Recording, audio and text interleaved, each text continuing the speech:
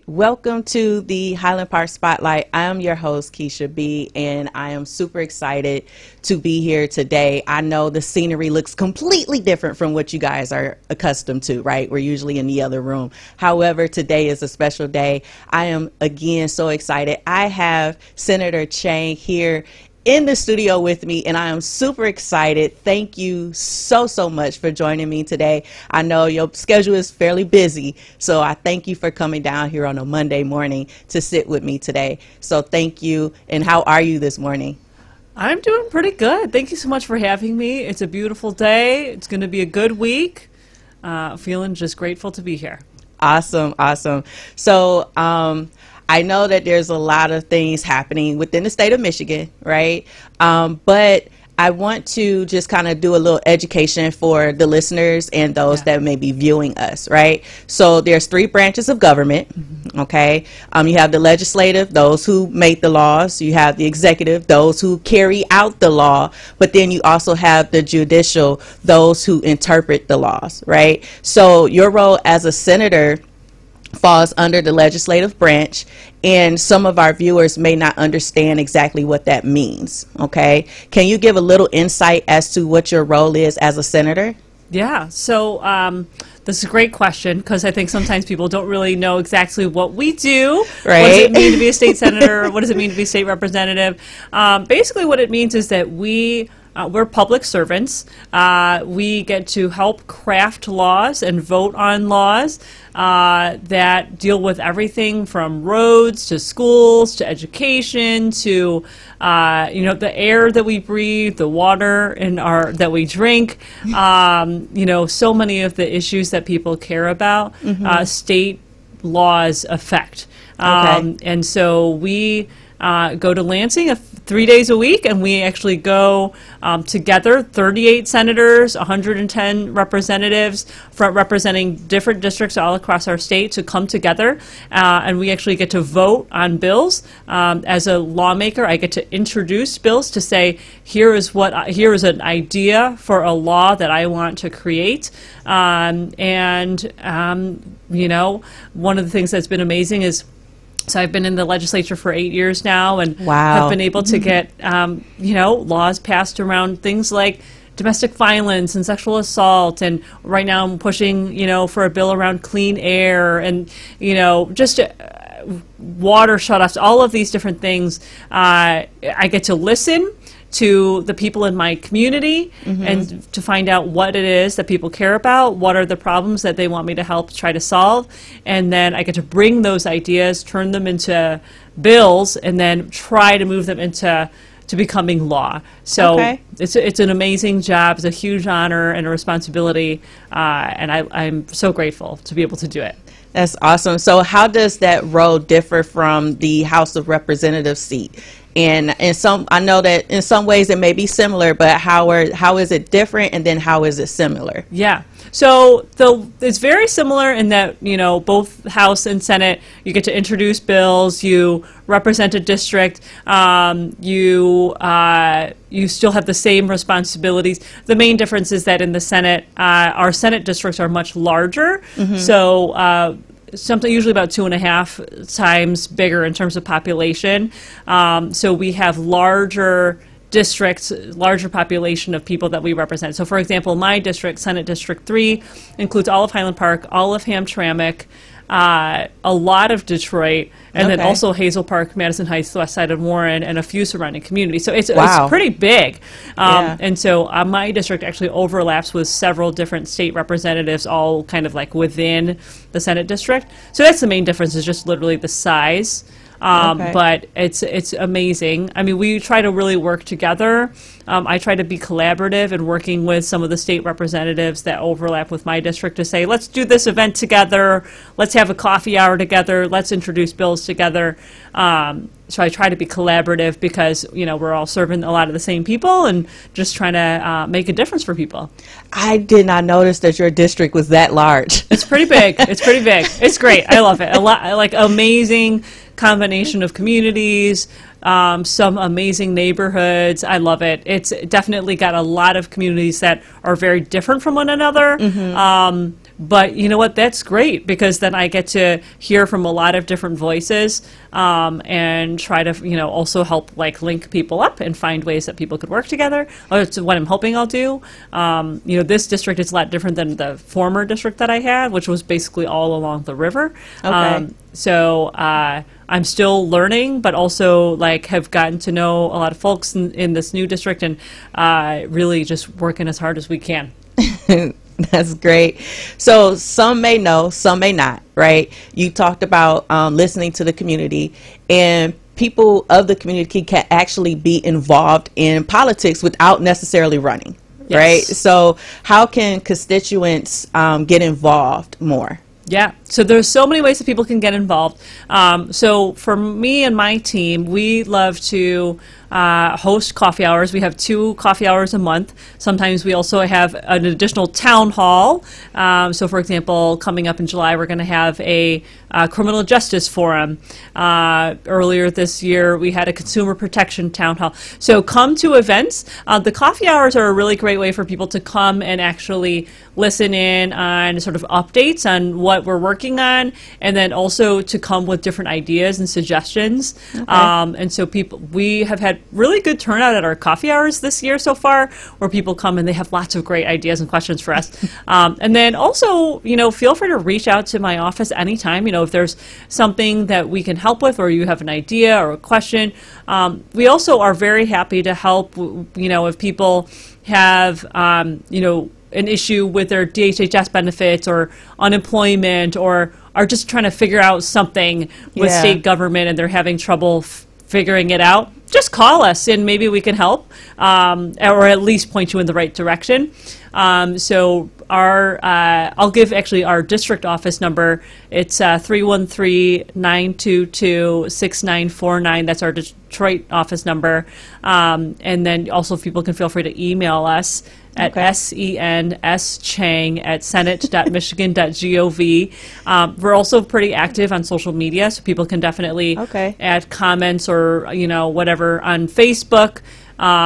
During the pandemic, we did a lot of virtual events. Now, obviously, we're doing a lot more in person. But also feel, I know some people still feel more comfortable, using, online. So either way, reach out. And there's so many ways that people can be involved in sharing, like maybe you've got an idea for a bill, or maybe you've got an event in the community that you want us to come to and bring, our tenant landlord booklets or our senior services guides or whatever. We are just here to be of service, and we want to be as helpful as we can. That's amazing. So why are constituents such an important source for ideas for legislators such as yourself, and what can they do to also influence legislation? Yeah.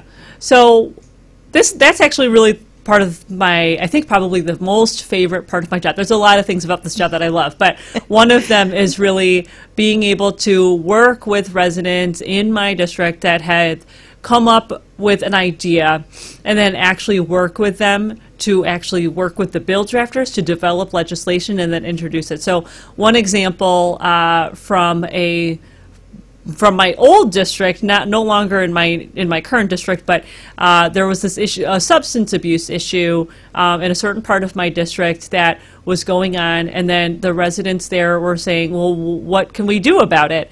They came to me with some ideas. We did some research. We looked at other states' laws, and we said, oh, we can actually address this issue of whippets. So they're the little nitrous oxide containers.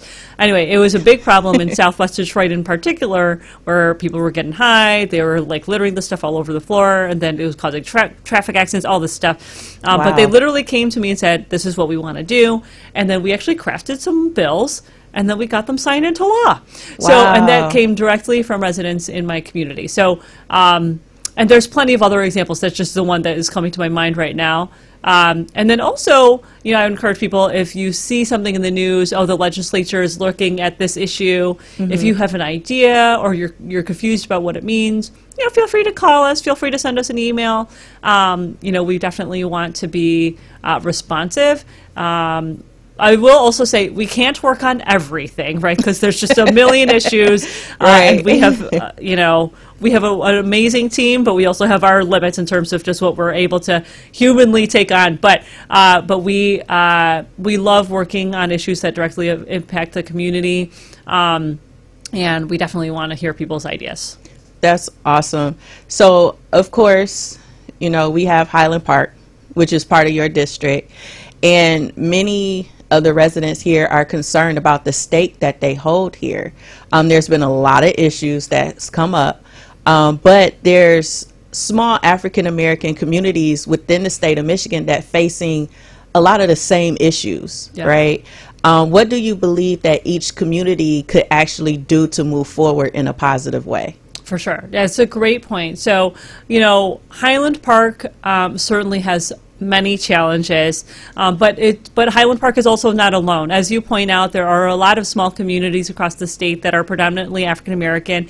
In my old district, I think of Ecorse as an example, right? As a downriver, very small community facing different but similar issues, right?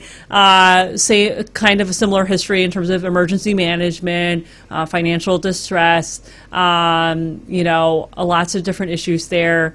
Trying to get more done in terms of economic development, as I know is an issue in Highland Park as well.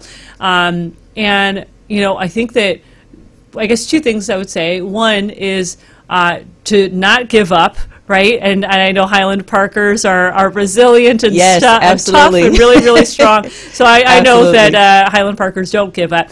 But really, you've got a mayor that's working incredibly hard, a city council that, I think is doing the best they can with tough circumstances, and with a great leader. And I think that, folks are really trying to work to move the city forward. I also think that the state obviously can play a role. I think in a lot of different issues in Highland Park. I'm hopeful that we can try to do as much as we can to collaborate. I also think that we can learn from one another, right? So absolutely. Yep. And so thinking about Highland Park and Benton Harbor and Ecorse and all these different cities that have been through challenges is to also find lessons that we can tie together, and also uplift one another at the same time. I also do think that one of the things that I'm optimistic about is that because we now have Democratic majorities in the State House and State Senate, we will pay attention to issues going on in the cities that we're talking about, most likely more and with a greater sort of priority than I think the previous legislatures did under Republican leadership. That's not to say that Republicans just don't care, but I do think that Democrats, we tend to focus more on communities that are more vulnerable. We know that cities like Highland Park are really critical to just our whole state, really. Absolutely. And Highland Park has got such an amazing history. We've got to do whatever we can to really uplift it and first get through this water situation, but then also do as much as we can about everything else going on here. Okay. So you definitely hit on something about resilience here. There in Highland Park, ever since I've become a staple here as far as working, they've inspired me in a way that they have no idea. But you mentioned that we have more of a Democratic Party than Republican in the office, so that kind of brings me into the next part of the question. So as constituents, how can we bring issues that we face to and how can those issues be addressed on a platform that we've seen work against us in the past? Yeah. Is it the fact that the Democratic Party will work harder for us? I mean, what avenues can we take to make sure that our issues are addressed? Because, if we be quite frank, sure. These systems were never in place to help the African American communities. So what can we do to make sure that our issues are addressed? Is it good if we do picket, or if we do continuously send letters? What are some of the ways that we can actually get our issues listened to and addressed? Yeah, all of the above, right? I think that So before I ran for office, I was an organizer. I helped build coalitions around a number of different social justice and civil rights issues. And so I really believe in the value and the importance of grassroots activism and organizing. Yes. Because I think that is ultimately what moves our state and country in the direction that it needs to go oftentimes, right? Yeah. And so, obviously who's in office matters. And I just mentioned, we've got a Democratic majority in the State House and State Senate. And because of that, we're able to move legislation that's better for workers, better for the environment, better for gun violence prevention, better for women and children, all of these things in a way that, the previous legislatures did not. But also, what really matters is that folks in each of our districts telling us, here's what we need, and also really, I think, pushing all of us to move in a direction that is, we have a majority that is working for the people, and for me, it's really, really important that we don't leave anyone behind. Right. That's a big priority for me, and so, I am 1 out of 38 senators, and your representative is 1 out of 110, right? So it's like really, we try to uplift issues affecting our district, but also the activism, the letters, the calls, the events, all of these things that people do are really, really important. So I encourage people to continue doing all of those things because that is sort of what helps move us forward. I really believe in sort of like the inside, outside. We all work together, and we all have a role to play in terms of moving an issue forward. And we've got a lot of tough issues, right? Like, so for example, definitely, I've been working on some stuff that has been an uphill battle for the past 8 years on, police accountability and water affordability and driver's licenses and all of these things. Now we have a chance to do them, but what's going to make them possible to get done is, folks from across the state saying, this is a priority, don't forget about us, don't leave marginalized communities behind.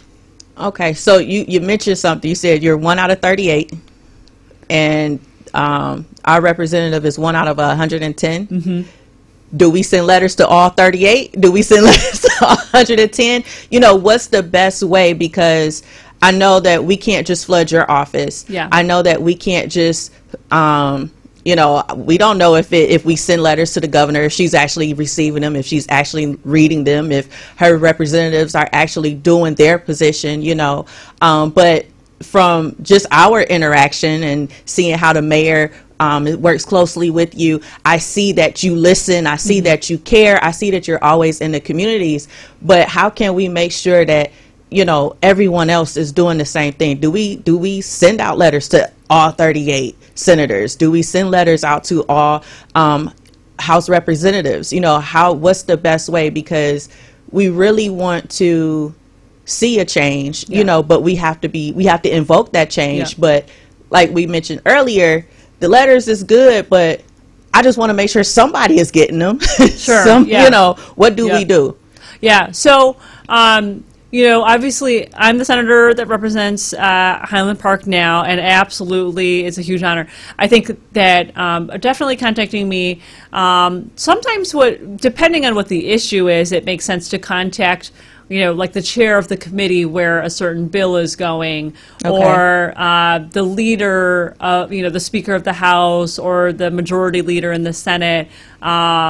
Or certain members of a committee. So say, you're a resident and you've been watching a certain issue on education, and you want me to know about it, and so you let me know about it, but then you also want the chair of the education committee to know about it, right? Because that chair is going to determine what bills come up in that committee. So then reaching out to her as well, and then reaching out to the majority leader, or if you're in the House, the Speaker. So I think all of that is fair game. In terms of the governor, I know that she has some really excellent staff on her team, and she's really committed. So definitely continuing to send letters, continuing to go to events that she might be doing in the community as well.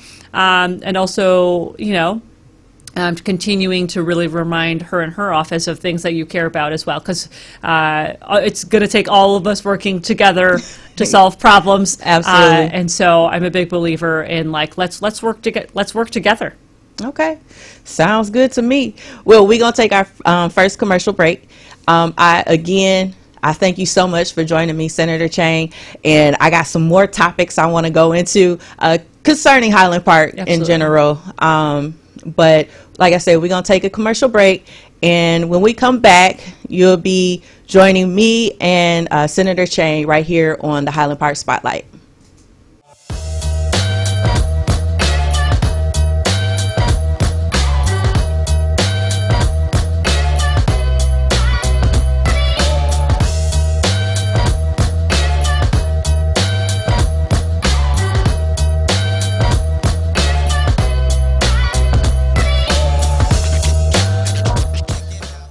I'm Wayne County Treasurer Eric Sabri. We are living through unprecedented times with a global pandemic now approaching its third year. As a result, the Michigan Homeowner Assistance Fund was created. This fund, administered by the state of Michigan, is designed to help homeowners cope with pandemic-related hardships, such as delinquent property taxes. To see if you qualify, please visit. Call 313-388-9799 or email taxinfo@waynecounty.com. We're here to help. Have you ever wanted your own TV show? Have you dreamed of showcasing your talent for the world to see? Well, now you can. Have your own TV show. You can have your own 30-minute show. Not only will you be seen in the Detroit area, but you can be viewed worldwide. For more information, call 313-868-6612. Visit our studios and receive a free TV interview to promote your business, church, or organization by appointment only. The Detroit Water and Sewerage Department is looking for motivated Detroiters to be a part of our team. We have opportunities for field services technicians, engineers, and customer service specialists with competitive pay and benefits. Make a real difference with the work you do every day. Join other Detroiters who are taking part protecting the pipes where we live, work, and play. Learn more and apply at detroitmi.gov/jobs. DWSD, working hard for you.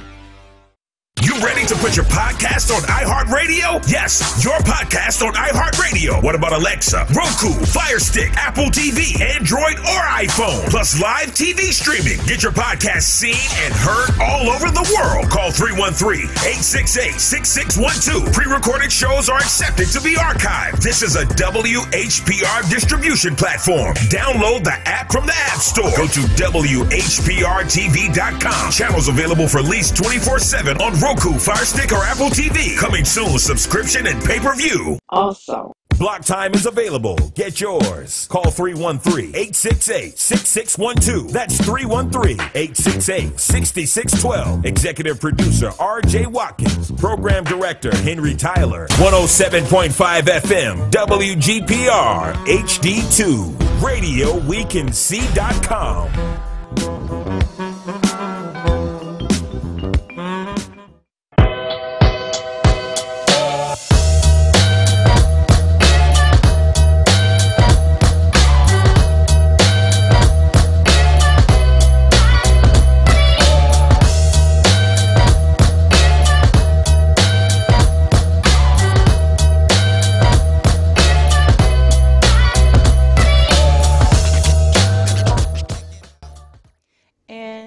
Welcome back to the Highland Park Spotlight. I'm your host, Keisha B. And today, I know the background different. If you just now tuning in, you didn't get the memo at the beginning. So we're in a different section, but we're still in the studio. And today I have Senator Chang here with me. And it's been an amazing conversation. And I'm super excited to have her here.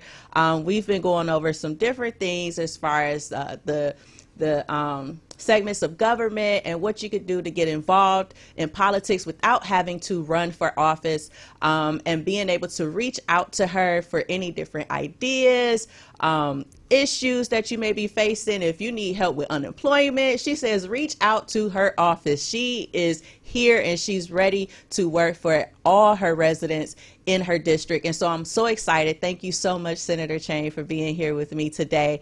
It has been amazing so far.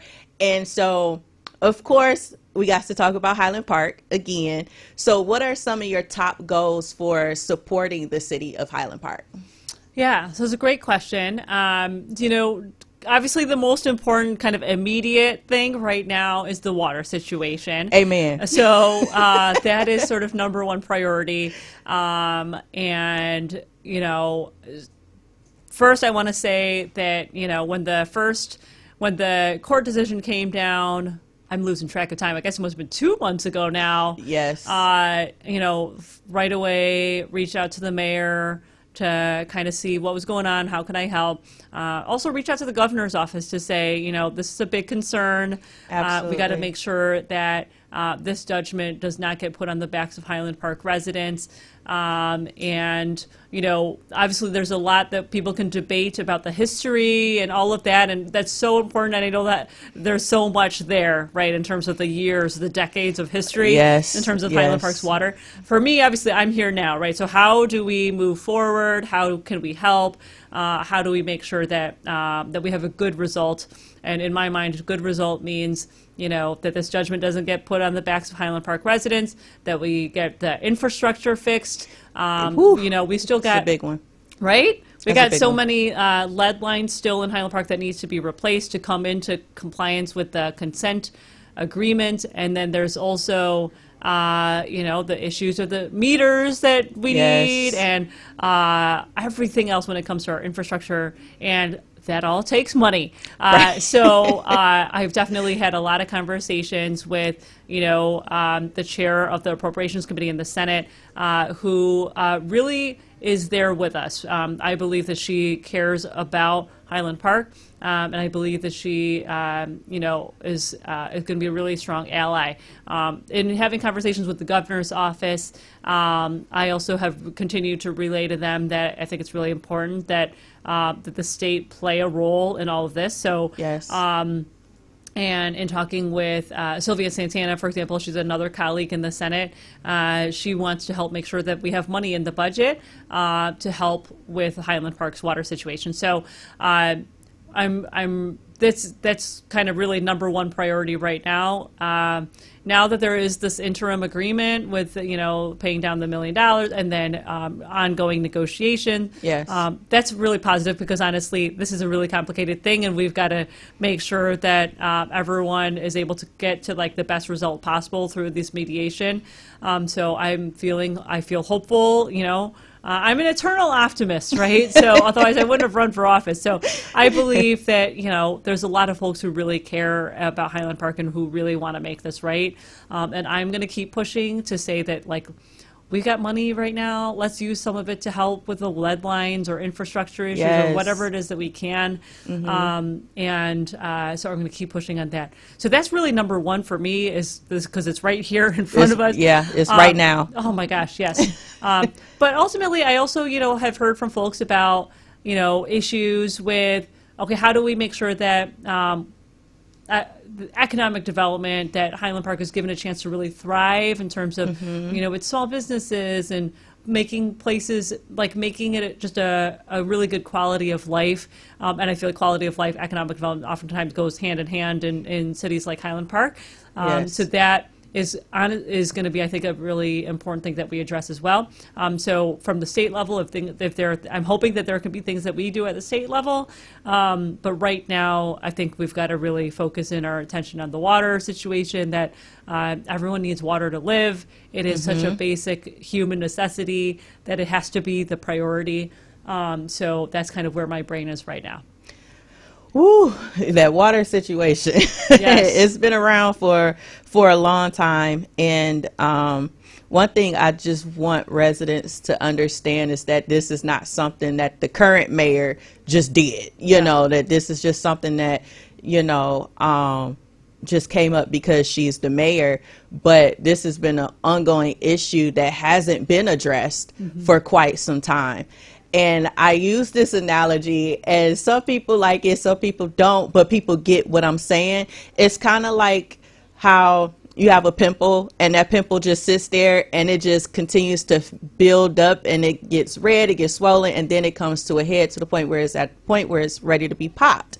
And that's where this whole water situation kind of happened. It just sat there and it festered for so long, and now it popped, and now she has a huge thing on her hands. And I commend her, Mayor Glenda McDonald, on how she's trying to handle the situation, but also how you have been very adamant about, you know, talking with her and seeing how we can move forward from this, and, you know, standing in the gap for us, especially when trying to get through to the governor and getting input as far as how we can move forward and so forth. So thank you on that. So there was an article, right? I'm gonna just read a little quote. There's an article released on June 6th by the Detroit News in regards to the ongoing water issue. There was a statement by yourself and Rep. Mike McFall, who represents us also, who I see a lot of because he's always out in the community. So, and it says, the agreed upon compromise helps offer residents and the community some relief in the short term, while also giving all parties involved, including the state of Michigan, the gift of time to keep communicating and negotiating on a comprehensive, permanent solution of this situation. So in my mind, well, not in my mind because I have no clue, but but what do you believe could actually be the ultimate solution to our issue, and how can we come to that solution? So for me, kind of the ultimate goal in my mind is, again, making sure that residents do not have the burden of, you know, this multi-million-dollar judgment put on their backs. And so that is number one. But I also think that, like, we've got to combine that issue with the judgment with this larger issue of the water infrastructure. And so for me, what I hope the long-term solution is addressing that debt issue, but more so also looking at the infrastructure needs. And again, whether it's those lead lines or the meters that we don't have that are needed, so that people get actual, you know, bills that are based on actual usage, and looking at, you know, whatever other infrastructure issues there might be that we might not even know about, right? We've got a lot of old water infrastructure in Highland Park, but really across this whole state and our country. And so we're behind, honestly, I feel, when it comes to our country's focus on fixing water infrastructure. Thankfully, you know, we've got President Biden who is making this a priority, and we've had more money come down to address lead pipes, but it is so expensive and we need more. So I think that this is one of those situations where it's got to be the city, the state, and our federal government all working together. I hope that, you know, we can get our federal government to really continue to prioritize lead pipes and also all of the various water infrastructure needs, because we have got to make sure that everyone has clean water to drink, and that it's affordable. So I'm working on the affordability piece at the state legislative level, and I feel very good about, you know, we're moving forward. We've got a lot of stakeholders that we're working with to help get to a point where we can get something that everyone hopefully has some level of consensus around a water affordability program at the statewide level. But for Highland Park right now, you know, thinking about what the needs are, again, it's got to be comprehensive. It's got to be about infrastructure. It's got to be about affordability. It's got to be all of those things tied together. So I feel like, I know it feels like, okay, what's happening? Where are we going? But I feel like we're heading in the right direction. I know that, you know, I'm checking in with the governor's team every once in a while whenever I get a chance to talk to them about this. I'm like, well, we got to help Highland Park with the water infrastructure. Absolutely. And so, you know, we're going to keep pushing that message. Okay, so I know it takes time to push these different things, right? But how much time? Because, you know, we don't have a lot, especially here for Highland Parkers. You know, we don't have a lot of time. So I know I can't just say, what's your time frame? But at the same time, do you foresee anything happening in the near future? Well, so in terms of the mediation, obviously I'm not a party to that, so I'm not involved, and I don't know how that's going. But I do know that with the interim agreement, that there will be more months of negotiating. So, right. I'm hoping that now the governor's office will be involved more directly in that process, as well as the city of Highland Park and Glewa, obviously. So that may take some time. Again, I'm not a party to that, but I hope that, by later this year that we'll have something. In the meantime, right now we're negotiating the overall state budget, about everything, right? It's the whole fiscal year budget for the year starting, October 1 of this year going into next September. And, we've got some money that we can use. So right now I'm trying to advocate for, let's use some of this money to help Highland Park out with some of the water infrastructure needs. I know that the negotiations are still going on about the judgment, and that's all going on in the courts. But in the meantime, let's move us forward in terms of that infrastructure need. So we should. Usually we adopt a budget by the end of June, so I'm hoping that we will do that. It seems like things are on track for that to happen. So hopefully that happens, and that we can see what we'll just keep pushing to include something for Highland Park in that budget. Awesome. And then we'll see how the rest of the process plays out in terms of the negotiations, which I'm so curious how it's going, but I know that there's confidentiality and everything. Right. So try not to ask too many detailed questions there. Understandable. So hopefully this kind of helps the Highland Parkers that are watching and are listening, right? And I know we hit on some heavy topics, so we're going to kind of switch the narrative a little bit. Knowing the stance of politics and how politics work and how offensive and nasty and brutal it can actually get. What actually made you become a senator? Yeah. So before I ran for office, I worked, doing organizing around things like affirmative action and criminal justice and voting rights and different things like that. And then I got my social work degree and public policy degree. I was not going to run for office. I was going to, return back to, working for nonprofits, doing organizing. But what happened was that in 2013, my then state representative, Rashida Tlaib. She was my predecessor in the state house. She encouraged me to run because she was entering her last term in the state house. That was 2013, 2014.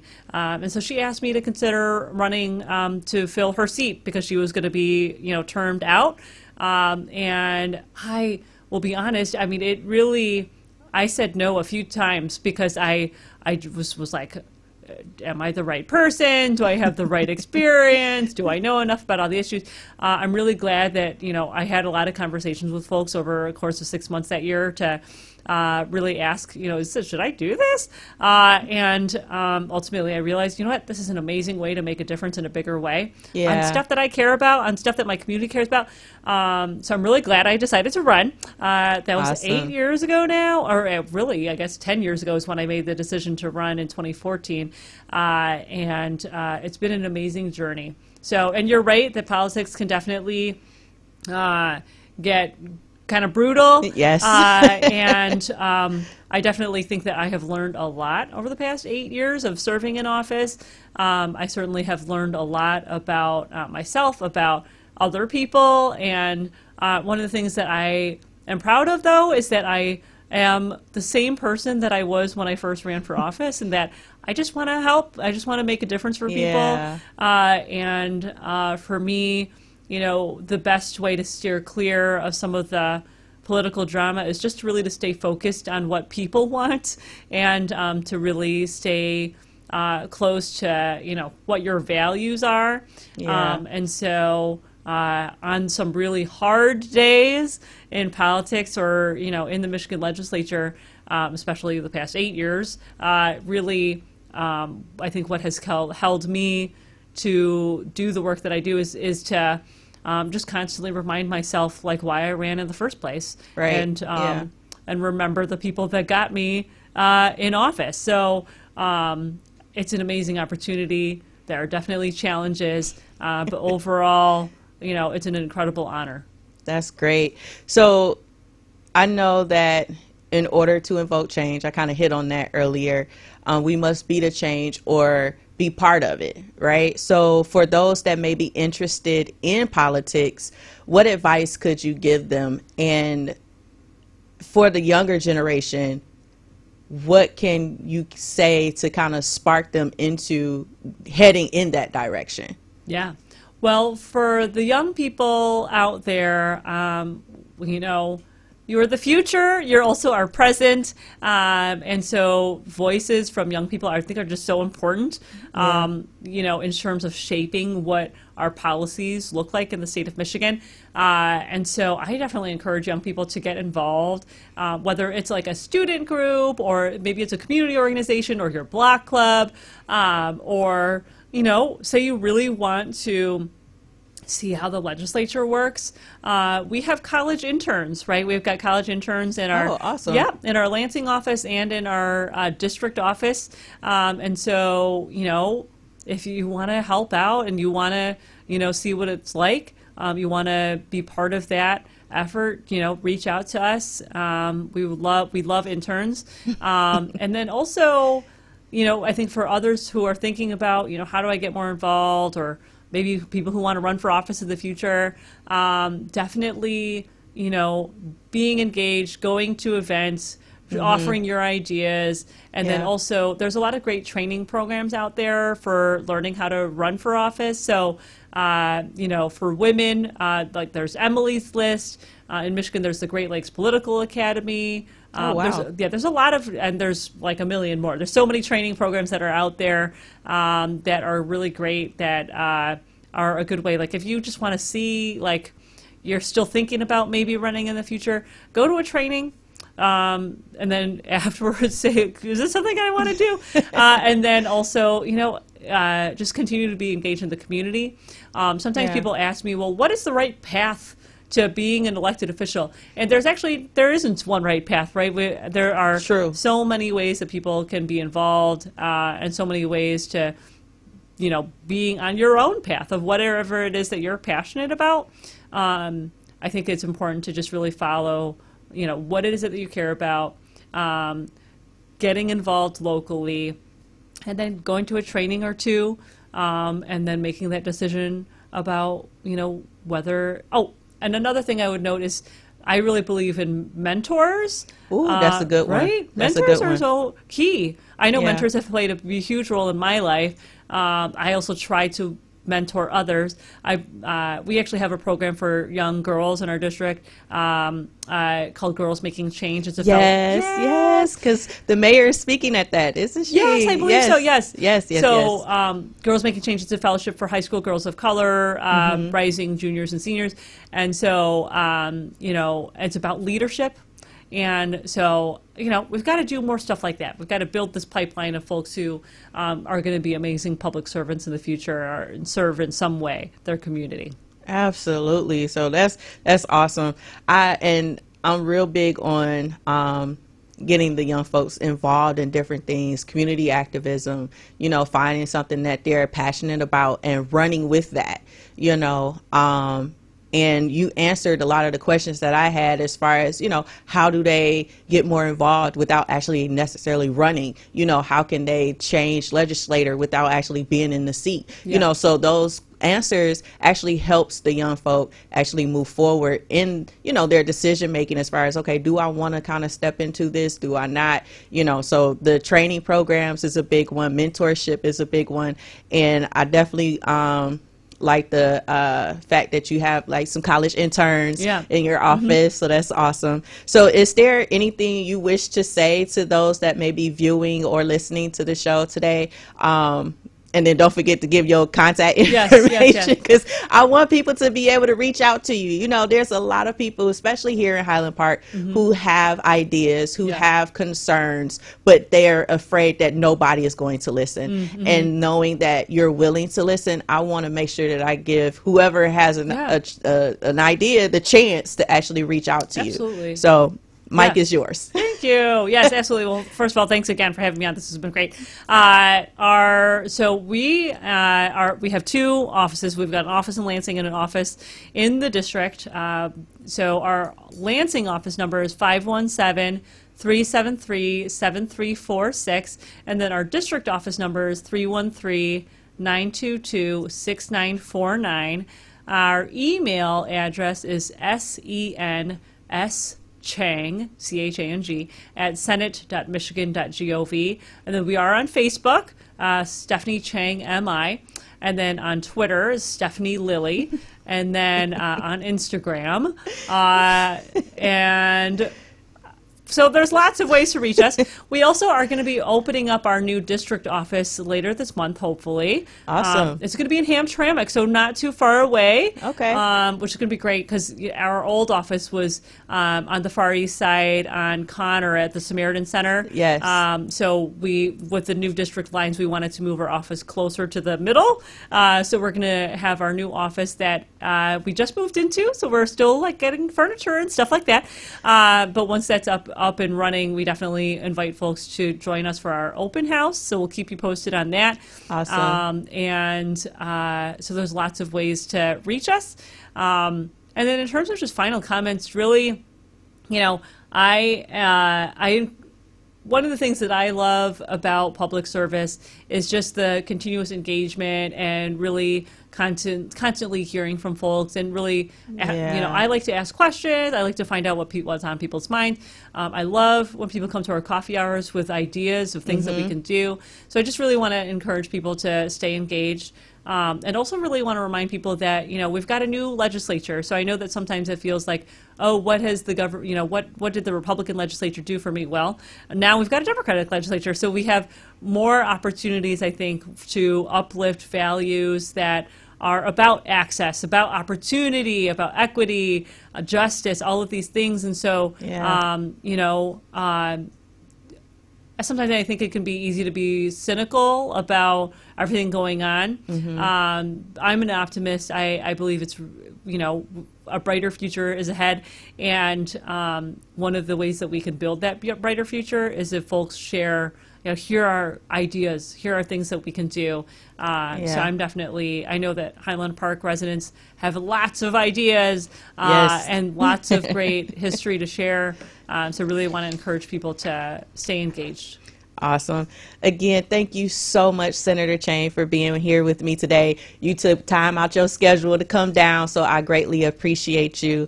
And before we close out the show, so the mayor, we did adapt the whole coffee and conversations idea. So just for our listeners and our watchers, Coffee and Conversations with Mayor McDonald will happen this Wednesday. Her first one is at 10 a.m. in the morning. And then the second one is at 5 p.m. at the Dunkin' Donuts, located right there on Woodward in Highland Park. On Friday, the 16th, is the Father's Day coffee. It's called Dapper Dads and Donuts. So it's going to be from 12 p.m. to 2 p.m. So please register. You can email info@highlandparkmi.gov. I had to make sure I got that right. So if you're interested in coming, please email info@highlandparkmi.gov for the Father's Day Dapper Dads and Donuts. And then also remember that on the 19th of June for Juneteenth, the City Hall will be closed. Thank you so much for tuning in to Highland Park Spotlight. I'm your host, Keisha B. Again, thank you so much, Senator Chang, for coming. I appreciate you. And I'm definitely going to send you the information for the upcoming events so that if you have time, you can swing through. Awesome. Thank you again. And thank you for all of those who are watching. And you'll catch me next time.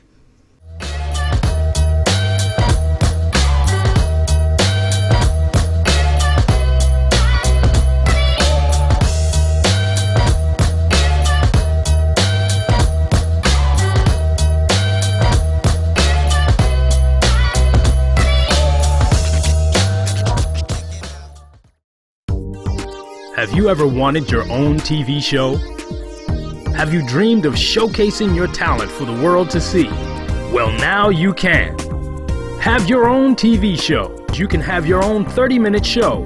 Not only will you be seen in the Detroit area, but you can be viewed worldwide. For more information, call 313-868-6612. Visit our studios and receive a free TV interview to promote your business, church, or organization by appointment only. I'm Wayne County Treasurer Eric Sabri. We are living through unprecedented times with a global pandemic now approaching its third year. As a result, the Michigan Homeowner Assistance Fund was created. This fund, administered by the state of Michigan, is designed to help homeowners cope with pandemic-related hardships, such as delinquent property taxes. To see if you qualify, please visit. Call 313-388-9799 or email taxinfo@waynecounty.com. We're here to help. You ready to put your podcast on iHeartRadio? Yes, your podcast on iHeartRadio. What about Alexa, Roku, Fire Stick, Apple TV, Android, or iPhone? Plus live TV streaming. Get your podcast seen and heard all over the world. Call 313-868-6612. Pre-recorded shows are accepted to be archived. This is a WHPR distribution platform. Download the app from the App Store. Go to WHPRTV.com. Channels available for lease 24/7 on Roku, Fire Stick, or Apple TV. Coming soon, subscription and pay-per-view. Also, Block time is available. Get yours. Call 313-868-6612. That's 313-868-6612. Executive producer R.J. Watkins. Program director Henry Tyler. 107.5 FM WGPR HD2. RadioWeCanSee.com.